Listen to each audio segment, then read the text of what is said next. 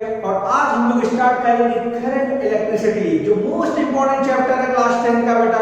और हम लोग इसको एक एक कॉन्सेप्ट इसके आराम से पढ़ेंगे और हम लोग कॉन्सेप्ट पे ज्यादा बात करने वाले हैं, क्योंकि हमें इंपॉर्टेंट है कि एक एक न्यूमेरिकल्स अच्छे से करें और एक एक कॉन्सेप्ट पे अच्छे से बात करें, क्योंकि आपको पता है नोट्स आपके पास बहुत सारे स्कूल का कोचिंग का, मतलब कि कुछ भी बहुत एक्स्ट्रा नहीं चाहिए हमें, बस चाहिए क्या तो ओनली कॉन्सेप्ट। तो हम लोग स्टार्ट करते हैं बेटा, ठीक है।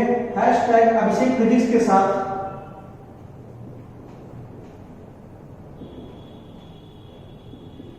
करंट इलेक्ट्रिसिटी, ठीक बेटा। अब देखो पहली बात ये उठती है बेटा कि current is the different thing या electricity is a different things. बेटा देखो अभी अगर मैं करंट की बात करता हूं तो करंट आपने ज्योग्राफी में भी पढ़ा होगा। जल्दी अगर लोगों को करंट लग जाता है तो बोलते हैं कि मुझे करंट मार दिया ना जी ना, थोड़ा सा डिफरेंट है, ठीक है। जैसे हीट करंट पढ़ा होगा बेटा, हीट करंट, वाटर करंट पढ़ा होगा बेटा, पूरा लिख देता हूं, वाटर करंट पढ़ा होगा बेटा, ठीक है। और एयर करंट भी पढ़ा होगा, ठीक है। लेकिन देखो मैं इस वजह से ये बता रहा हूं, तुम लोग कहोगे सर जियोग्राफी पढ़ाने लगे, बेटा कोई जियोग्राफी में पढ़ाने का कोई शौक नहीं है इधर, ठीक है। फिलहाल खाली हम बात करें कॉन्सेप्ट की क्या हो सकता है पॉसिबिलिटी। हीट करेंट, अगर मैं पूछूं हीट और टेम्परेचर में बेटा डिफरेंस क्या है, तो टेम्परेचर क्या बताता है, बॉडी का हॉटनेस और कूलनेस बताता है बेटा, ठीक है। अगर मैं कोई यहाँ पे आयरन रॉड लेता हूँ या कोई मेटल रॉड लेता हूँ बेटा, ठीक है, और इधर टेम्परेचर कितना 100 डिग्री सेंटीग्रेड है, इधर कितना है सॉरी इधर कितना है 100 डिग्री टेम्परेचर और इधर कितना है 0 डिग्री सेंटीग्रेड। और बेटा देखो ना बॉडी का हॉटनेस और कोल्डनेस ये बता रहा है, हॉटनेस कोल्डनेस। लेकिन अरे आप करो किचन में कभी जाके खाना बनाया होगा तो कोई भी एक बकेट में एक उसमें एक बर्तन में पानी रख दो बेटा, तो पानी रखने के बाद क्या होता है, गैस ऑन करते हैं, जैसे ही ऑन करते हैं बेटा हीट क्या होता है, ट्रांसफर होने लगता है। तो heat can be always transferred, ठीक है बेटा। हीट क्या होगा, ट्रांसफर होगा हायर पोटेंशियल से लोअर पोटेंशियल, बोले तो अगर इसके टर्म में बोले तो higher temperature to lower temperature की तरफ बेटा, ठीक है। तो देखो heat can be always transfer, देखो लॉ ऑफ कंजर्वेशन एनर्जी पे बेस्ड होता है ये सारे चैप्टर्स, केवल फिजिक्स में वही ऐसे चैप्टर है जो क्या होते हैं पाथ डिपेंडेंट होते हैं, और पाथ इंडिपेंडेंट बोले तो जितने चैप्टर्स हैं फिजिक्स में सब कुछ उसी में पढ़ना है हमें। जैसे कि फ्रिक्शन और विस्कोसिटी, क्लास 11 में बेटा इसको पढ़ोगे आप लोग इन डिटेल में, ठीक है। आई होप मैं क्लास 11 में जल्दी से स्टार्ट करूंगा, फिलहाल तो अभी तो मेरा फोकस है खाली बोर्ड को पढ़ाने का, ठीक बेटा। तो हीट और टेम्परेचर, देखो higher temperature to lower temperature, इसी तरीके से बेटा आपने वाटर को पढ़ा होगा। वाटर में भी क्या होता है, देखो ऊपर की तरफ टंकी में जैसे आपका घर है और घर के ऊपर टंकी लगाया जाता है बेटा, तो एक कोई टंकी में पानी भर दिया जाए और नीचे टैप लगा दे बेटा, तो देखो जितने हाइट पे टंकी को रखा जाता है उतना ही अच्छा प्रेशर आता है, मतलब जितने हाइट पे वाटर होगा तो उतना ही तेजी से वो गिर के आएगा नीचे, तो बेटा क्या होगा, प्रेशर मैक्सिमम हो जाएगा। ये भी हायर पोटेंशियल से लोअर पोटेंशियल की तरफ या हायर प्रेशर से लोअर प्रेशर की तरफ मूव करता है। सिमिलरली एयर के साथ भी यही कहानी है बेटा, एयर में भी क्या होता है, higher pressure to lower pressure की तरफ क्या होता है, एयर का फ्लो होता है। अब बेटा देखो यहाँ पे हम लोग बात करते हैं, ये तो बेसिक हो गया इलेक्ट्रिसिटी करंट के बारे में मैंने बता दिया, तो वो था डिफरेंट थिंग्स, ठीक बेटा। अब देखो बात करते हैं करंट इलेक्ट्रिसिटी का, ठीक है। अगर देखा जाए 1901 के पहले की सिनेरियो क्या थी बेटा, 1901 के पहले की सिनेरियो थी कि जो जिधर इलेक्ट्रॉन का मोशन है उधर ही करंट इलेक्ट्रिसिटी का भी मोशन है, सेम डायरेक्शन बोला जाता था, क्योंकि इसके पहले इतना ज्यादा इस पे कुछ भी रिसर्च या कुछ भी एक कहा जाए एक तरह से बात नहीं आई थी कि जो खुल के बातें पता चल सके बेटा, ठीक है। बट 1901 के बाद एक साइंटिस्ट का नाम सुना होगा, हैंस क्रिश्चियन ओरस्टेड का बेटा, उन्होंने क्या हुआ एक एक्सपेरिमेंट किया और एक्सपेरिमेंट के बाद उन्होंने ये बताया कि बेटा इलेक्ट्रॉन का डायरेक्शन जो होगा उसके अपोजिट करंट इलेक्ट्रिसिटी का डायरेक्शन होगा, बोले तो पॉजिटिव चार्ज का जो मोशन का डायरेक्शन होगा वही क्या होगा, करंट इलेक्ट्रिसिटी का डायरेक्शन होगा। बट एक बार मैं देखूं तो ये भी अभी रिसर्च के फील्ड में चल रहा है, क्यों बेटा, जैसे केमिस्ट्री में पढ़ा होगा न्यूक्लियस स्टेशनरी पोजीशन और electron can revolve around the nucleus बेटा, दिस इज द प्रॉब्लम। अब देखो यहाँ पर दिखाया गया न्यूट्रॉन प्रोटॉन न्यूक्लियस के अंदर होता है बेटा, और ये क्या होगा, स्टेशनरी पोजीशन पे होगा, और इलेक्ट्रॉन क्या होता है, मोशन करता रहता है। अभी जब 11th में जाओगे ये भी मिथ्या तुम्हारा टूट जाएगा बेटा, वहां पर भी तुम क्या करोगे, वहां पढ़ोगे श्रोडिंगर वेव इक्वेशन, और वेव इक्वेशन में पढ़ोगे कि electron electron can move like wave की तरह मोशन कर रहा है बेटा, और वहां जाओगे तो एक एक चीज चेंज हो जाएंगी। बट घबराने का नहीं, अभी क्लास 10 में मैं बहुत कंफ्यूज नहीं करूंगा, नहीं तो कहोगे सर आप तो आए थे कंफ्यूजन दूर करने के लिए और उठा के कंफ्यूज और कर दिया। ठीक बेटा, तो अभी फिलहाल जो कॉन्सेप्ट है वही पढ़ते हैं, ठीक है, बहुत ज्यादा इधर उधर जाने की कोशिश नहीं करते हैं। तो फिलहाल तो हमें यही कॉन्सेप्ट पढ़ना है बेटा कि जिधर इलेक्ट्रॉन के मोशन का डायरेक्शन होता है ठीक उसके अपोजिट डायरेक्शन में क्या होता है बेटा, पॉजिटिव चार्ज का फ्लो होता है, और that is called current electricity. But ये तो कहानी हो गई बेटा, अब एग्जाम में आएगा तो हम लोग कैसे देखेंगे उसको, कैसे जस्टिफाई करेंगे। अभी देखो बेटा, कोई क्रॉस सेक्शन वायर ले लेते हैं, कोई करंट कैरिंग वायर ले लेते हैं बेटा, ठीक है, कोई करंट कैरिंग वायर ले लेते हैं, और इससे अगर मान लो एक चार्ज फ्लो कर रहा है बेटा, और इस चार्ज को यहां से यहां पहुंचने में कुछ तो टाइम टी लगेगा बेटा, कुछ टाइम टी लगेगा, और जब टाइम टी लगेगा तो इसको हम लोग एक रिलेशन में देखेंगे, charge flowing charge per unit time, that is called current electricity बेटा। बहुत ज्यादा रटने का नहीं है, रटने रुकने का नहीं है बेटा, बेसिक कॉन्सेप्ट है, और धीरे धीरे धीरे धीरे धीरे आस्ते आस्ते फ्लो में पढ़ते चले जाना है, जो चीजें काफी आसान बना देगा आपको। flowing charge per unit time, flowing charge per unit time, that is called current electricity। और बेटा थोड़ा सी और अगर बात कर ले, अब इसमें देखो तीन चीजें आ रही है बेटा, आई आ रहा है बोले तो करंट इलेक्ट्रिसिटी, एंड चार्ज आ रहा है, और टाइम टी आ रहा है बेटा। टाइम टी को तो तुम तो बचपन से जानते हो कि भाई 2 बज रहे 3 बज रहे, इसका यूनिट क्या होता है, सेकंड होता है, दिस इज स्केलर क्वांटिटी, ये सब पता है बेटा आपको। लेकिन बात करने की बारी आई चार्ज की। अब चार्ज के बारे में थोड़ा सा बात कर ले बेटा। चार्ज की यूनिट क्या होती है, कूलम होती है बेटा। और सबसे बड़ी बात है सर ये कौन सी क्वांटिटी है, क्वांटिटी का मतलब बेटा पता होगा आपको कि मैं बात कर रहा हूं स्केलर क्वांटिटी है कि वेक्टर क्वांटिटी है बेटा। अब सबसे बड़ी बात आती है सर ये स्केलर और वेक्टर क्वांटिटी क्या होता है बेटा, एक एक चीज हम लोग दोहराते चलेंगे, कुछ भी नहीं छूटेगा। स्केलर क्वांटिटी और वेक्टर क्वांटिटी, सबसे पहले इसको देख लेते हैं बेटा। Scalar quantity have only magnitude. अब मैग्नीट्यूड क्या होता है सर, जैसे मैं एक एग्जांपल लूं बेटा, distance is a magnitude scalar quantity बेटा। अब डिस्टेंस की बात करते हैं, जैसे आपका फ्रेंड कोई है, उससे आप पूछोगे अरे भाई कितने किलोमीटर चल के आया मेरे घर पे आप, तो आप वो बोलेगा भाई मैं 5 किलोमीटर चल के आया। तो बेटा this is the numerical value, ठीक है, न्यूमेरिकल वैल्यू, ठीक है। तो distance is a scalar quantity and that defined is the scalar quantity, and scalar quantity के पास क्या होता है बेटा, ओनली मैग्नीट्यूड, खाली नंबर्स की बात हम लोग करेंगे, that is I called scalar quantity and that is I called magnitude, it have only magnitude. ठीक बेटा, कि ये क्या होगा, मैग्नीट्यूड है, और ये 5 किलोमीटर हमारा क्या हो गया, मैग्नीट्यूड हो गया। इसी तरीके से बेटा वेक्टर क्वांटिटी क्या होता है, जिसके पास मैग्नीट्यूड भी हो एंड डायरेक्शन नहीं बेटा, पर्टिकुलर डायरेक्शन बेटा। इसका बहुत इंपैक्ट है पर्टिकुलर वर्ड का, क्यों है, क्योंकि अगर मैं बोलूं कि charge is a scalar quantity, अब बहुत बच्चा समझता है कि सर आप तो क्या बताने लगे, अरे सर कुछ नहीं बता रहे बेटा। अभी देखो ना, आप तो बोलोगे कि सर इधर भी तो चार्ज एक ही डायरेक्शन में जा रहा, तो कैसे आप बोल सकते हो कि sir charge is a scalar quantity. अगर मैं बोल दिया बेटा what is the correct answer, scalar quantity, ठीक है, मतलब चार्ज क्या होता है, स्केलर क्वांटिटी होता है बेटा। अब कहोगे आपने सर इसका तो फिक्स डायरेक्शन है बेटा। देखो दिक्कत ये आ रही है कि क्रॉस सेक्शन एरिया यहां तो मैंने सीधा बनाया, मतलब वायर, करंट कंडक्टिंग वायर, इसको हम लोग क्या बोलते हैं बेटा, करंट कंडक्टिंग वायर, ठीक। अब करंट कंडक्टिंग वायर जरूरी नहीं है कि ऐसे ही रहे बेटा, ठीक है। अभी आपके घर में आप देखा होगा कभी वायर को जैक भी बना के रख दो तब भी करंट फ्लो करता है उसमें, ठीक है। सबसे बड़ी बात है कि बेटा जो चार्ज होता है वो रैंडम मोशन करता है, रैंडम मोशन बेटा। जब इसको हम लोग केमिस्ट्री में पढ़ाते हैं इसको बोलते हैं मन चला इलेक्ट्रॉन।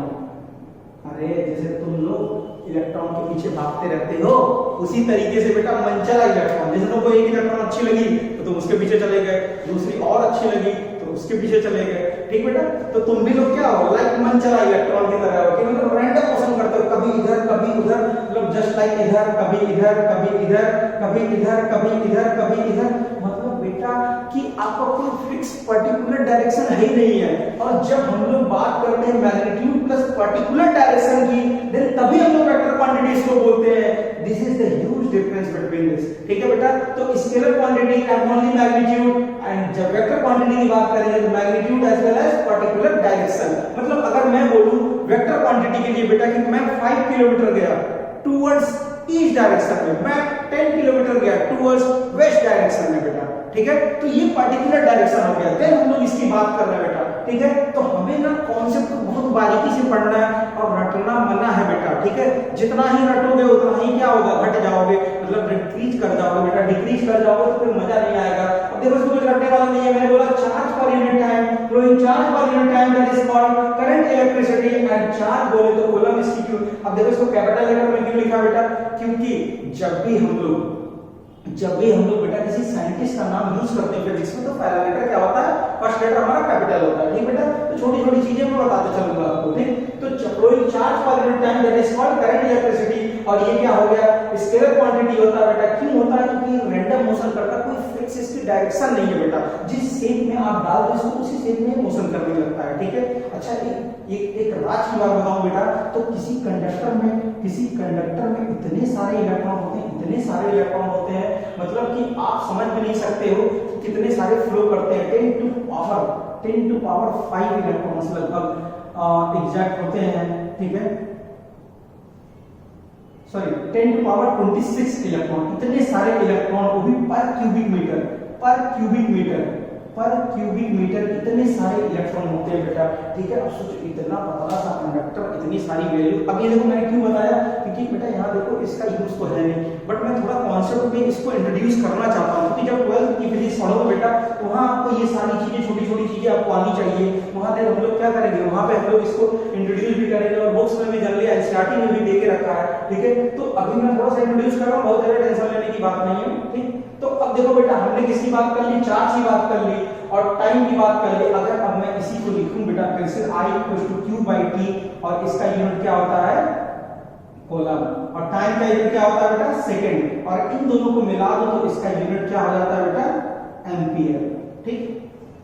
अब देखो कभी कभी न्यूमेरिकल में या क्वेश्चन में लिख के आ जाता है कि करंट इलेक्ट्रिसिटी का जो यूनिट होगा बेटा वो कूलम पर सेकंड होगा, ठीक। और कभी कभी एम्पियर लिख के आता है, जनरली मैक्सिमम केस में 90% केस में एम्पियर लिख के आता है, देन उसके बाद कूलम पर सेकंड आता है, और बच्चे यहीं पे क्या करते हैं, कंफ्यूज हो जाते हैं। बट बेटा आपको कंफ्यूज होना मना है, ठीक है, कंफ्यूज नहीं होना बेटा, क्योंकि हमें देखो एक एक चीज हमने देख लिया, कूलम पर सेकंड भी इसका यूनिट होता है करंट इलेक्ट्रिसिटी का, एंड एम्पियर भी इसका क्या होता है, यूनिट होता है। तो ठीक बेटा हमने छोटी छोटी चीजें ध्यान दे दी है, ठीक है। तो ये हो गया बेसिक। अब थोड़ा सा एक रिलेशन और देख लेते हैं यहीं पे।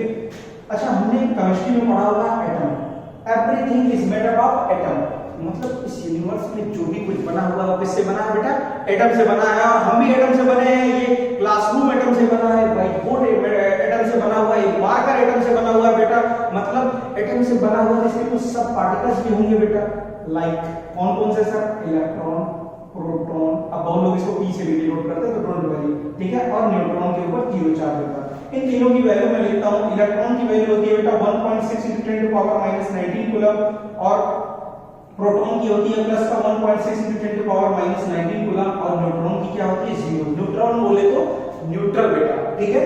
अब देखो इसका मास देख लेते हैं बेटा, इसका मास क्या होता है 9.1 × 10⁻31 kg बेटा, 1.673 × 10⁻26 kg बेटा, और 1.675 × 10⁻26 kg बेटा। इसमें बहुत ज्यादा डिफरेंस नहीं है, बट आप कहोगे सर क्या बात है सर, इतनी वैल्यू कैसे हम लोग याद करेंगे, बेटा रटना नहीं है, इसका एक रिलेशन आएगा, वो रिलेशन मैं आपको समझाने की कोशिश कर रहा हूं। रिलेशन क्या होगा, mass of electron is much less than mass of proton nearly equal to mass of neutron.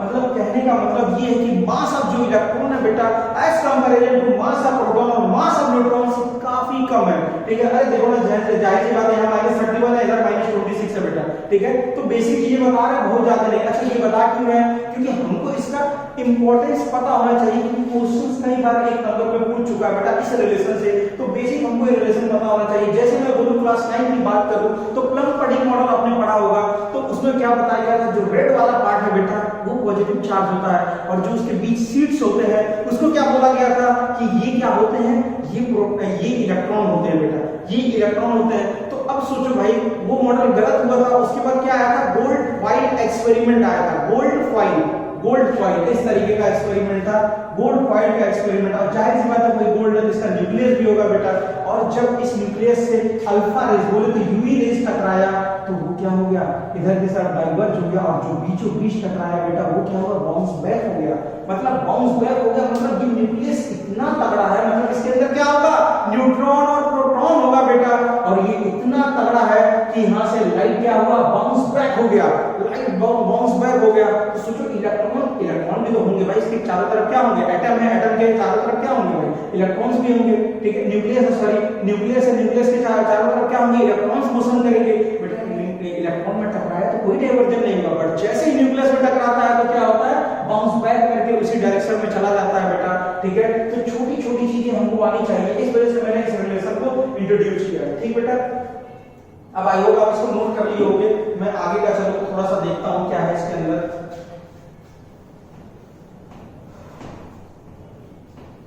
बेटा जितना न्यूमेरिकल आप लगाओगे उतना ही इंपॉर्टेंस इस चैप्टर का आपको समझ में आएगा, और खाली आपको थ्योरी पढ़ने से काम नहीं चलने वाला। एक बार मैं देख लूं जरा सा रिकॉर्डिंग कैसे हो रहा है।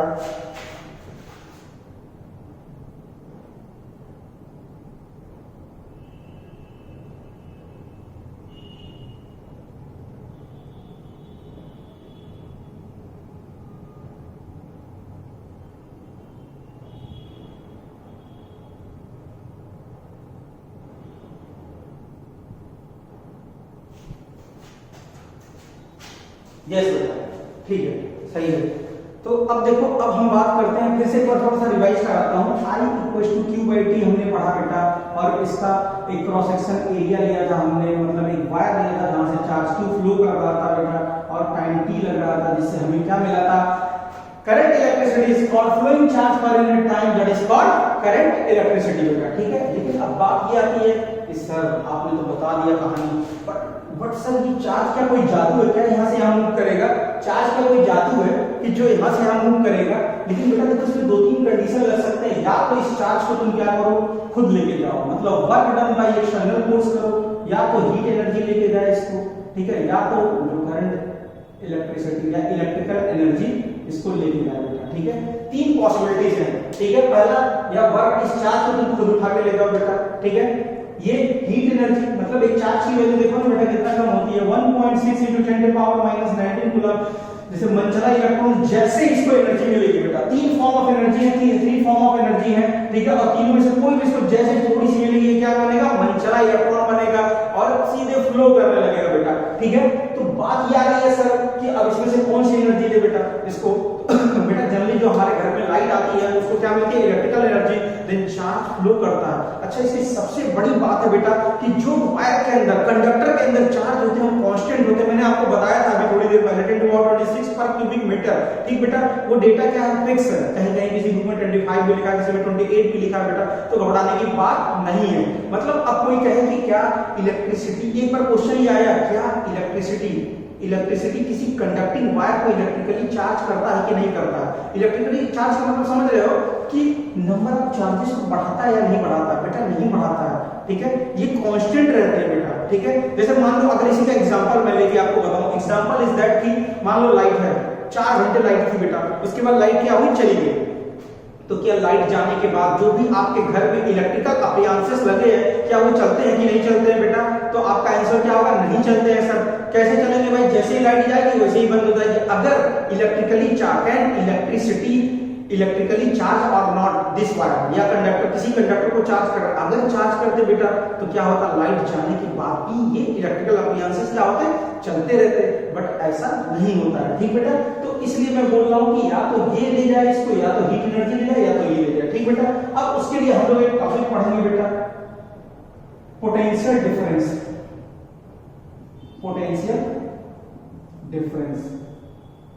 ठीक बेटा।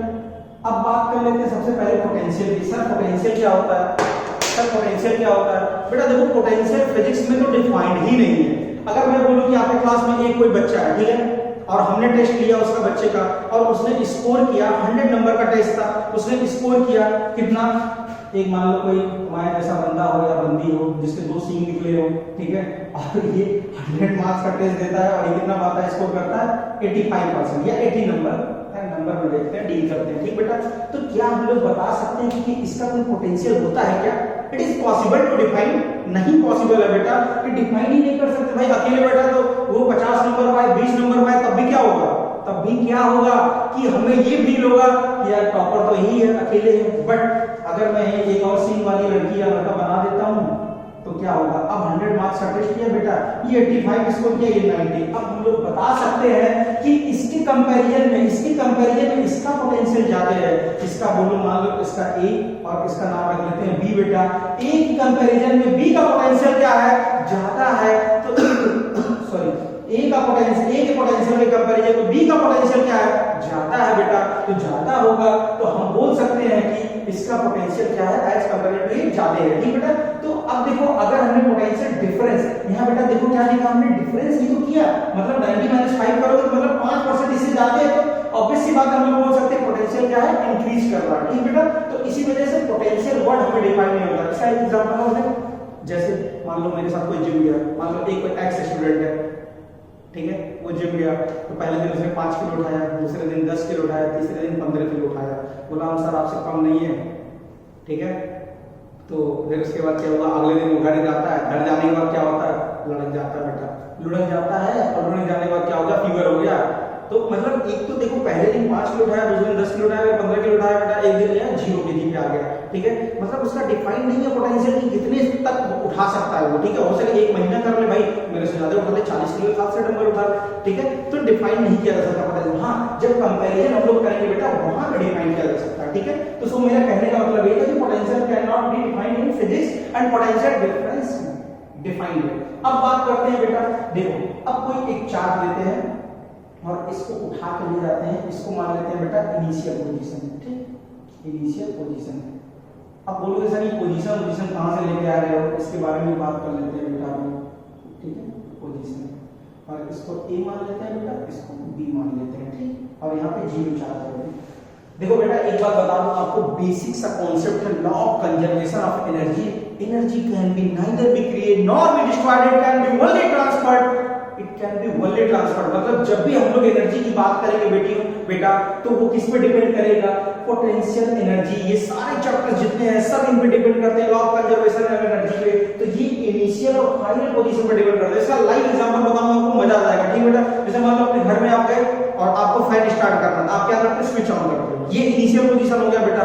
और जैसे ही स्विच ऑन करते हो तो तुम्हें क्या दिखता है, तुम्हें दिखता है कि इलेक्ट्रिकल अप्लायंसेस चलने लगा बेटा। अगर फैन ऑन किया तो तुम्हारा फैन चालू हो गया, एसी चालू किया तो एसी चालू हो गया, मोबाइल चालू किया तो मोबाइल चालू हो गया। ठीक है बेटा, तो दीस आर डिफरेंस, मतलब जहां से स्टार्ट किया दैट इज इनिशियल पोजीशन, और जो जहां पे मतलब टास्क परफॉर्म हो रहा है बेटा वो फाइनल पोजीशन हो गया।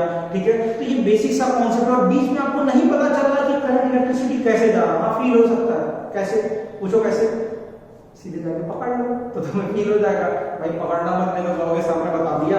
ठीक है, अरे टेंशन नहीं लेने का। अच्छा एक बात और देखो बेटा, कुछ देर पहले हम लोग करंट की बात कर रहे थे तो पोटेंशियल की बात किए थे सर, ये हाई पोटेंशियल से लोअर पोटेंशियल की तरफ या हाई प्रेशर से लोअर प्रेशर की तरफ जा रहा है current electricity, sorry air current भी हाई प्रेशर से लोअर प्रेशर जा रहा है, heat energy high temperature to lower energy की तरफ जा रहा है बेटा। उसी तरीके से यहाँ पे देखा जाए तो यहाँ पे बेटा क्या हायर पोटेंशियल है और यहाँ पे क्या है, लोअर पोटेंशियल है कि नहीं है भाई। यहाँ पे अरे एक ही चार्जर मान लेते हैं या ये देखो ना कितना बताया था, 10⁻27 पर क्यूबिक मीटर इलेक्ट्रॉन बेटा, इतने सारे इलेक्ट्रॉन बताया था। पर देखो अभी तो हमने एक इलेक्ट्रॉन को लेके देखते हैं। ठीक है, टेंशन नहीं लेने का। ठीक है, एक इलेक्ट्रॉन को लेते हैं, लेकिन बेटा यहाँ 0 है या 1 है, एक इलेक्ट्रॉन है, तो बेटा यहाँ हायर पोटेंशियल होगा और यहाँ क्या होगा, 0 है तो लोअर पोटेंशियल होगा। मतलब कोई चीज तभी मूव करेगा बेटा कि जहां पे हायर पोटेंशियल, मतलब जैसे एक कमरा हो बेटा, एक कमरा हो उसमें 50 स्टूडेंट हो और एक कमरा बगल वाला खाली हो, तो अगर मैं दरवाजा खोलूंगा तो कहां से कहां जाएंगे, मतलब 50 बच्चे हो, वॉल्यूम में बहुत ज्यादा, मतलब क्या है बोलते नहीं है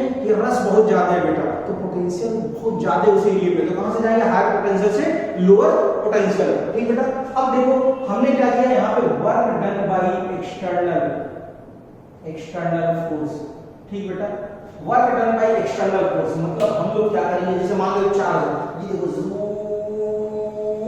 लाके पहुंचा दिया बेटा। ठीक है, मतलब अब देखो लाके पहुंचाया, यहाँ पे क्या हो गया, चार्ज ही हो गया, यहाँ पे क्या हो गया बेटा, 0 हो गया। तो हमने वर्क डन किया, एक चार्ज को उठाने में ऐसे उठाया, ये लाके उठा के रख दिया है बेटा। ठीक है, तो एक चार्ज को उठा के लाने में जो वर्क डन हमने किया, तो हम लोग इसका फार्मूला क्या लिखेंगे, work done by external force per carrying a per unit charge that is called potential difference but VA minus VB। अब बेटा किसी किसी बुक में VB minus VA final minus initial है, इनिशियल माइनस फाइनल लिखा होता है, ठीक है। तो इसको हम लोग एक काम करते हैं, इसको A मान लेते हैं और इसको B मान लेते हैं, तो थोड़ा सा आसान हो जाएगा। तो हम लोग क्या लिखेंगे VA माइनस VB, ठीक है बेटा। ये फार्मूला क्या है 100% करेक्ट है बेटा, लेकिन आपके एनसीईआरटी में लिखा होता है ये B इक्वल टू W/Q।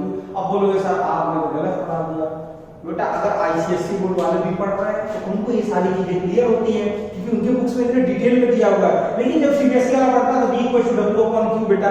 देखो हम बताएं अभी लेवल क्या हो चुका है, अब हो चुका है, ठीक है। तो दोनों के लिए मैं पढ़ा रहा हूँ, सीबीएसई आईसीएससी के लिए, जो कि अगले क्लास में अब जाओ बेटा पक्का धूम मचाने वाले हो, ये मेरी गारंटी है। मेरे एक पार्ट में बेटा लाइन है कि अभिषेक फिजिक्स डायरेक्टली प्रोपोर्शनल टू बच्चों की एनर्जी। बेटा तुम जितनी एनर्जी दोगे उतना ही मजा आने वाला है बेटा, ठीक है। आई होप आपको ये सब पसंद आ रहा होगा, ठीक है। अब मैं इसको डिटेल में बताता हूँ। देखो बेटा अगर ये पूछ ले पोटेंशियल एट अ पॉइंट, ठीक बेटा, पोटेंशियल एट अ पॉइंट, ठीक।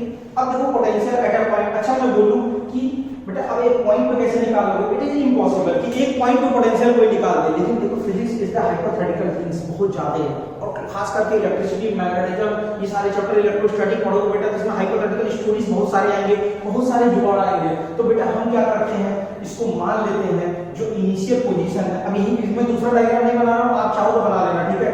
इनिशियल पोजीशन को हम लोग मान लिए इनफाइनाइट है, अभी जीरो नहीं रहने दो, इनफाइनाइट मतलब इसका जो प्लेस है, प्लेस को हम लोग मान लिए इनफाइनाइट, मतलब a positive carrying charge from infinity to a position, ठीक है। मतलब यहां से यहां लेके जा रहा है। अच्छा अब पूछोगे सर ये इनफाइनाइट क्या होता है, बेटा देखो इनफाइनाइट का मतलब कि जैसे आप हो, अब मैं पूछूं कि बेटा आपको कितने दूर तक दिखता है, आप बोलोगे सर 500 मीटर या 1 किलोमीटर हमको दिखता है। बट दिखने जैसा कोई बात नहीं है फिजिक्स में, दिखने जैसा बात नहीं है, यहाँ फील जैसा बात है। अरे जैसे क्लास में तुम फील करते हो, अरे किसी को देख के इलेक्ट्रॉन को, ठीक है, या प्रोटॉन को, ठीक है, तो तुमको फील करने का मतलब इन द सेंस कि बेटा अगर तुम किसी चीज को देख रहे हो, ठीक है, तो अगर मान लो तुमसे 10 मीटर या 50 मीटर की दूरी पे खड़ा है, गाना गा रहा है, दूसरी गाली भी दे सकता है तेरे को, ठीक है, तो गाना गा रहा है तो तुमको सुनाई दे, ठीक है, मतलब फील कर सके कोई टास्क परफॉर्म कर रहा है बेटा, तो हमें पता चल रहा है, ठीक है, हमें पता चल रहा, हमें महसूस हो रहा है, महसूस बोले तो हमें फील हो रहा। अब कोई